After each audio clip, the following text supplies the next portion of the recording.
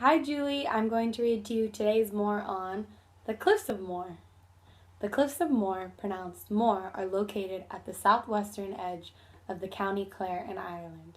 The cliffs rise 400 feet above the Atlantic Ocean at a place called Hag's Head. They reach a maximum height of 702 feet. From the cliffs, visitors can see the Aran Islands in the Galloway Bay and Loop Head to the south. The cliffs rank as the most visited tourist sites in Ireland. They receive approximately 1 million visitors a year. At the southern end of the Cliffs of Moher stands Hag's Head, a natural rocky cliff that resembles a seated woman. In the ancient Gaelic language, the word Moher means ruined fort. A 1st century BC fort stood where Moher Tower now stands. However, not a trace of the fort remains today. To the north of the visitor center along the cliff edge, you will come to O'Brien's Tower. The tower was built in 1835 by a man named Cornelius O'Brien, a descendant of the High King of Ireland. O'Brien was the local landowner. He was a man ahead of his time, believing that the Department of Tourism would benefit the local economy and bring people out of poverty. The tower was used as an observation tower for the hundreds of visitors who came to the cliffs each year. The cliffs are open year-round, but the busy months to visit are May through September due to the most optimal weather conditions. The terrain around the cliffs is remote and challenging. Between the cliffs and the tourists, there are no barriers, handrails, or seaward fencing.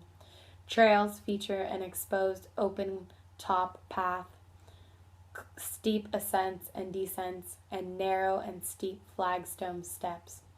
The trail may be rough and uneven in places with loose gravel and stone. The walking trail requires an ability to adapt to sudden and possible extreme changes in weather. Therefore, a level of physical ability is needed to undertake a demanding walk in adverse conditions. Nevertheless, a walk along the cliffs is not to be missed. Be very careful as there are no safety barriers and sections of the cliff sometimes give way. Those with a head for height can easily walk to the edge of the cliff and view the Atlantic Ocean below. Today, the cliffs are undergoing coastal erosion. Waves constantly crash against the foot of the cliffs. This non-stop wave action erodes the cliff base, causing sections of the upper cliff face to collapse into the sea. Sea caves have formed along the foot of the cliffs, and over time, these develop into sea stacks and sea stumps.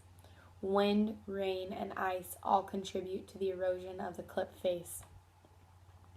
The Cliffs of Moher are home to one of the major colonies of cliff nesting birds in Ireland.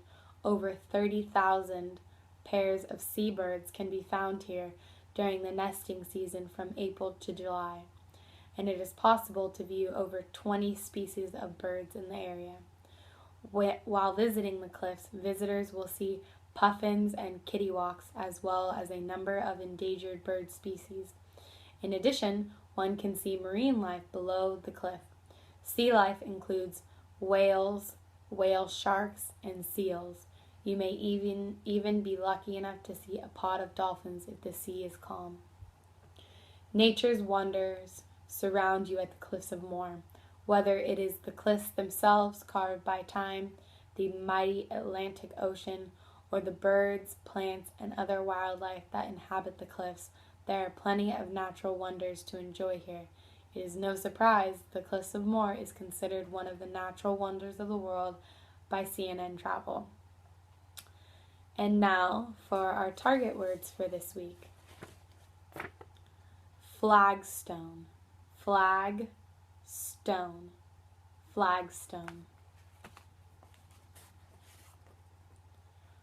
Resembles, resembles, resembles. Southern, southern, southern. Seabird. Sea-bird. Seabird.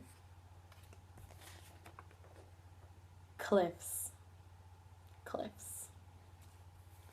And lastly, 30,000. 30,000. Thanks, Julie, and just as a reminder, you'll be reading paragraphs 2 and 7 on group on Wednesday. See you then!